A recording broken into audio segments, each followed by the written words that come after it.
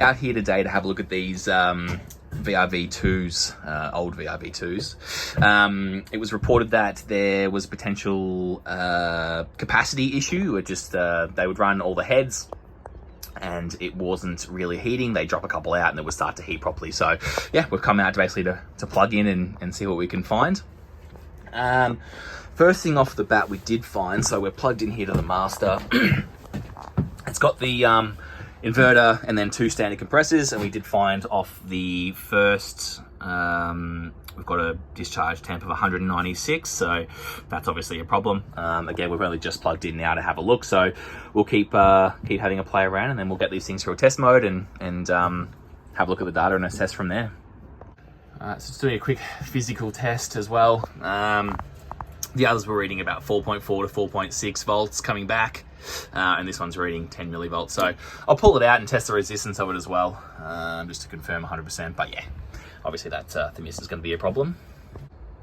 I'll turn the light on as well. But yeah, you can see there the 86 ohms for a discharge Themistor, obviously well low compared to the other one right next to it.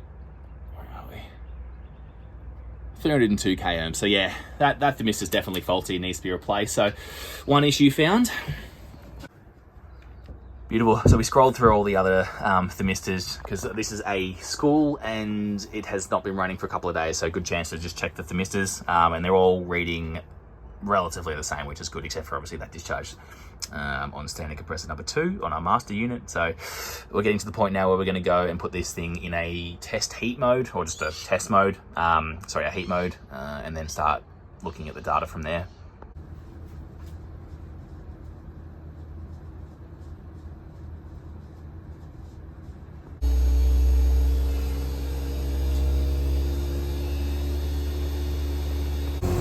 Beautiful. Alrighty, we've got them all running in a heat mode now. So we'll jump into the data and see if we can see anything weird happening. So the slave unit has been running for about 10-15 minutes now, and the master unit here has not done anything. So we've gone down here. There is no error code saying the unit state is normal, completely normal. Anyway, we're gonna jump in to see why this unit, there's no, HAP lights flashing away nicely. We're gonna jump in to see why this unit isn't turning on. So what I'm gonna try to do now is I've shut everything down. I'm gonna put this thing into a test mode, just because the entire time I haven't seen this one run. Now, it's a mild-ish day, but I did have it up to like 26 degrees in heating. And it did seem like some of the indoor units still had a liquid temp of about 20 degrees. So I haven't seen this unit run yet, so we're going to put it into a test mode now and see what happens. So we've shut everything down. We'll just go 1, 2, 3, 4, 5. Bam. All right, let's see what happens. Alrighty, I think we have our answer. So J3, we're just going to confirm, but if that is a discharge Themistor issue, that would explain why this isn't allowing this unit to run. So yeah, we're just going to double check that. Here we go. Faulty outdoor discharge pipe Themistor. All right, well, there we go. That's why our system isn't running. At least we have an answer. It's just annoying that the board doesn't actually display that fault, nor did any of the controllers. It would have eliminated the last, little while of trying to work out why this thing wasn't running. But yeah, and it's not like you can, on these ones, you can't lock out. We just read the manual before, you can't lock out just one individual compressor, I think, like you can on the new ones. It's either the entire unit and then that just runs. So anyway, we've worked out why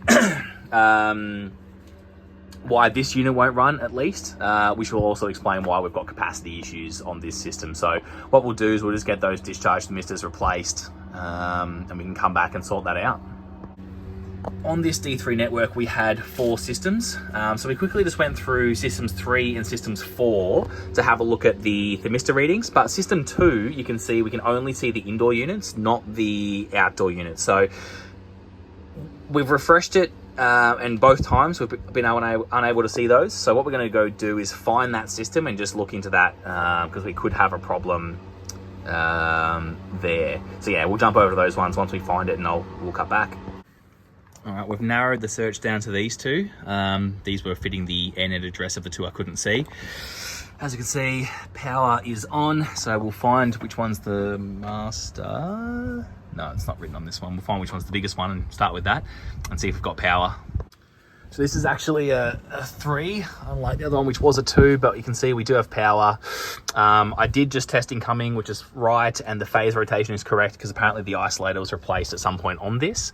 So now what we'll do is we'll test. There's great space here. That's really nice. Alrighty, so we'll test here to here. Oops. Should have our 16. Yeah, close enough. Here to here. 16. Yeah, close enough. And then this one was the, there you go, 1 volt. Whatever that works out, there you go. So we've got communication between our units. So why can't we see what's going on here? So what we might end up doing actually is we'll put this one through a test mode as well. So we'll go 1, 2, 3, 4, 5. And we'll see these things run. So condensers are running. This one just turned off. We went to have a look at the centralized controller to see if there was any faults displayed. There wasn't, no current faults anyway. There was a few older ones. But yeah, I mean, honestly, I'm not sure why I can't see this on the maintenance tool. As it stands though, if it's running, that's, you know, I'm not gonna spend too much time on it now. Maybe I'll allow a little extra time for when I come back with the Themistor for the other one to get that up and running, because I want to come back, replace that, and then actually get that system up and running. Because from my understanding, it may have been like that for a little while, because I think there was a handover to the guy who looks over it now. Hasn't looked after it for that long, so I think in that handover it's kind of been mentioned that that system has had issues for a while. So, you know, who knows how long that thing's actually been down for. So once we do get that Themistor replaced, it'd be nice to plug in, run through a full test mode and actually analyze and make sure it's doing what it should do. So I'll keep monitoring this, and yeah, we'll see if anything pops up.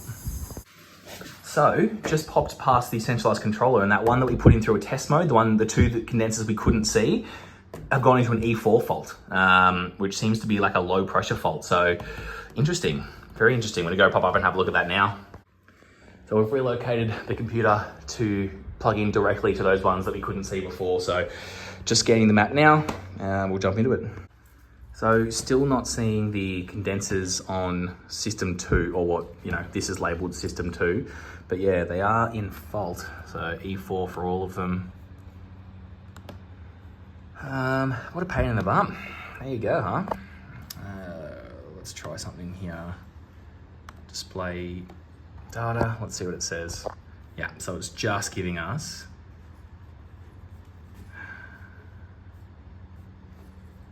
very interesting. All right, let's go up and we'll put a probe on the system. So I'm going to put my probes on the system to see what the standing pressures are. But in the meantime, I'm going to do the old reset. Let's see if that gets us communicating with our service tool. So we're hooked up.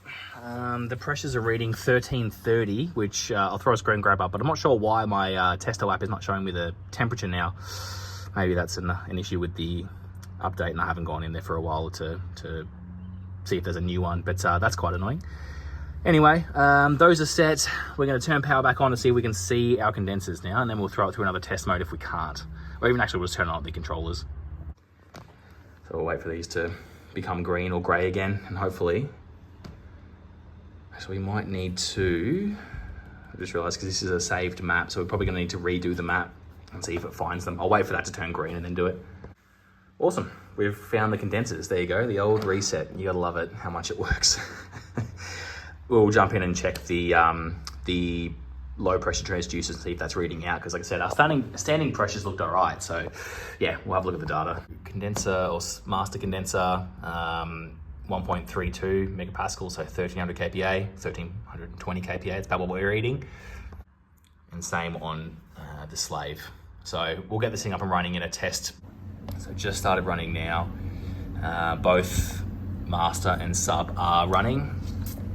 So we'll just keep an eye on that low pressure. Everything's not looking too bad. So I did a quick little calculation. So we're looking at about 34K discharge superheat, 11K subcooling and 9K superheat. That is only with one condenser currently running, but I mean the numbers are looking pretty good. Where are we? I'll take up.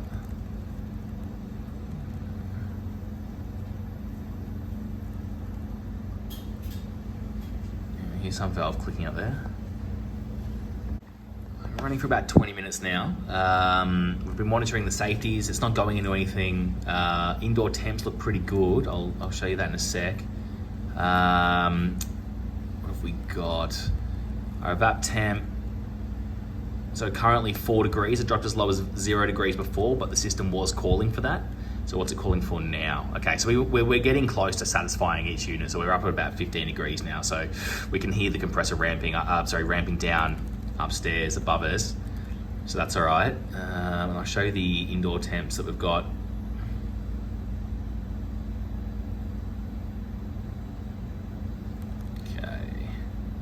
So yeah, we're starting to satisfy. So we've got that one to 24 degrees. We're in heating mode now. We're getting close to satisfying there, so that's going to shut off soon. Same with, I know this one, our suction temp is 17.2. I have to go back and make sure that has been climbing.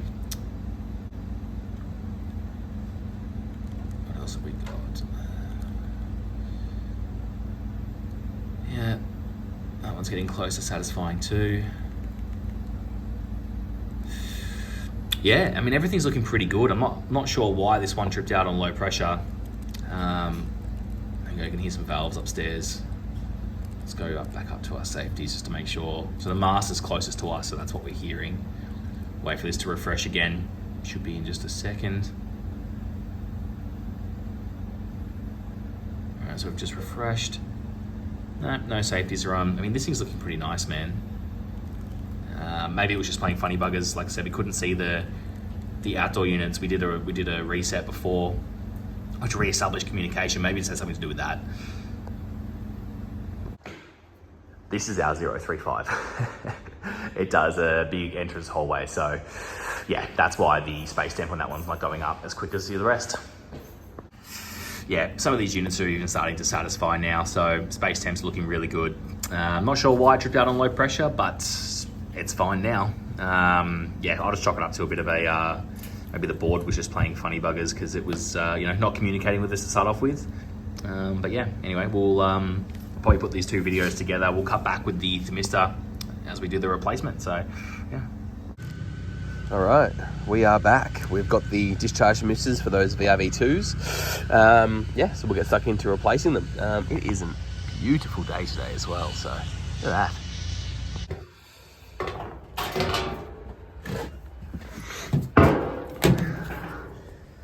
Sweet. Power.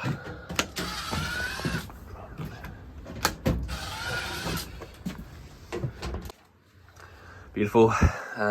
Got the covers off now, so we'll get to replacing the discharge themistors. I've actually forgotten which one it was. I can't remember. I think it might be standard 2 that was the faulty one. We'll work it out when we pull them out anyway. But yeah, we'll get to removing these ones.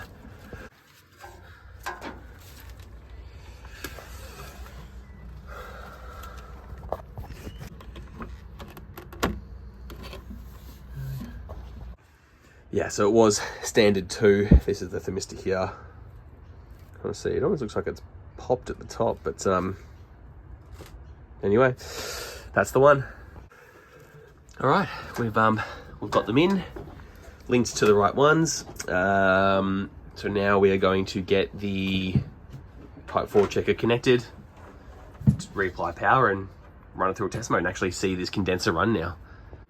So from memory, 2 of these were actually reading completely fine, so I might even keep those as spares. Can never hurt to have those. I will confirm that though.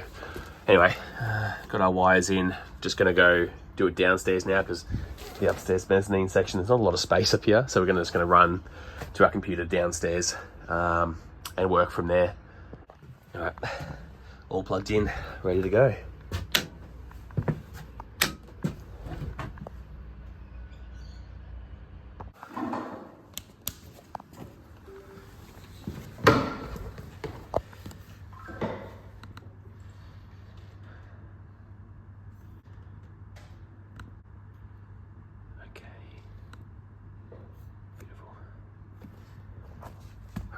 let's see if we pick up everything. And I do remember that other, I think system 3, we were missing those 2 condensers, but we did the power reset and everything seemed fine. So actually I'll quickly pop over to the centralized controller and make sure that that's still okay. Yeah, see how we go. Cool, no faults in any of the systems. So these were the ones that were running off that, those 2 condensers we originally couldn't see, so that's fine. I mean, again, nothing's being asked to run yet anyway, but cool, no faults logged.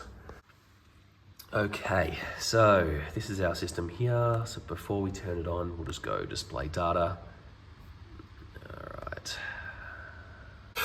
Beautiful. I mean, those temps on the discharge are looking a lot better than 190, whatever it was. So yeah, what we're gonna do, we'll put this thing into what temperature is it? It's probably, oh, there you go, 13 degrees according to the unit. So we'll put this thing into a heat mode. We'll get all the units to run. All right.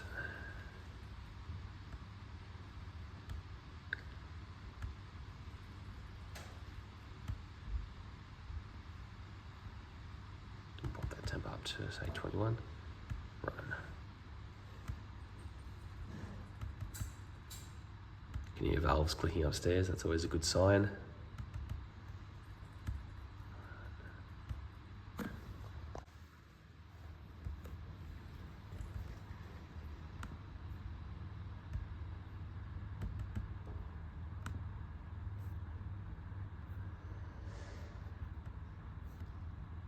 Right, let's wait to see what happens.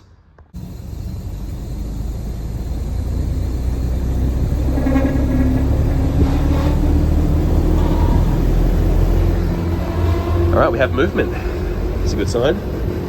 This one was making a weird noise the last time too. I think it's because it's, as you can see, the feet are starting to rust out. It's not really sitting level anymore, so I think this thing's kind of rubbing up against it. Yeah, right there. So I know that has been mentioned a long time ago, but yeah, that's what's making that really loud noise. Anyway, it has just turned on, but you can start to see already we're getting some temperature drop across, you know, suction temp, discharge temp. What else have we got? Evap temp's 1 degree, condensing temp's 29. Yeah, we'll keep having a scroll through, but unit's running now, so that's always a bonus. Still just letting this thing stabilize out a bit. You can see we've got, where are we? So our system's aiming for 42 condensing temp and around 10 degrees. Evap temp, we're a bit low there, so 38 and 8, but again, it has only just been running for a little bit. So we'll let it stabilize out for a bit longer. No safeties, everything's looking pretty good there. So yeah, our condensing temp and evap temp are slowly coming up. But yeah, we'll come back in about 20 minutes and see what it's doing. Probably sitting at about 20 minutes now. So you can see the system targets are 42 and 8.6. If we go down, we're sitting at 43 and 4 degrees. It was up a bit higher the previous screen, but yeah, everything here is actually looking really nice, man. Compressors running, inverters 189 hertz. I think we've got all. Oh no, there we go. We're starting to actually drop off our standard compressors. So I reckon we're getting pretty close to set points. No safeties, no safeties. Everything on there is looking pretty good. I'd say we've dropped out. So I'd say only our 2 inverter compressors are currently running. So yeah, that's dropped out as standard compressor. Yeah. Alright, so we've got to yeah, look at those temps, man. That's looking a hell of a lot better. So yeah, 57.9 inlet, liquid's 43.5. Imagine we're going to see that pretty much across the board. 51, 55 and 33. Yeah, so they're starting to close up because they don't need as much. Yeah, man, look, they're about to satisfy those ones. That's why we're dropping out here. Yeah, yeah.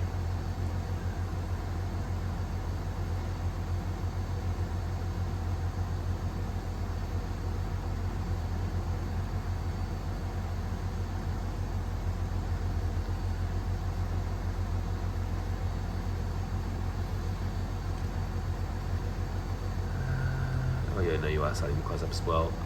They seem fairly a little bit low, but I'll scroll back and have a look at the other ones. That one's almost satisfying.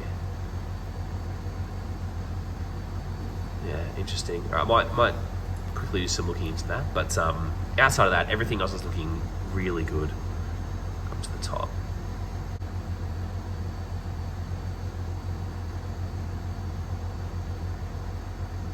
Awesome. We'll keep monitoring for a little while longer, just to make sure that this thing is operating as it should. But as it stands, everything is looking really good. We're looking sweet here. All indoors are either satisfied or about to satisfy.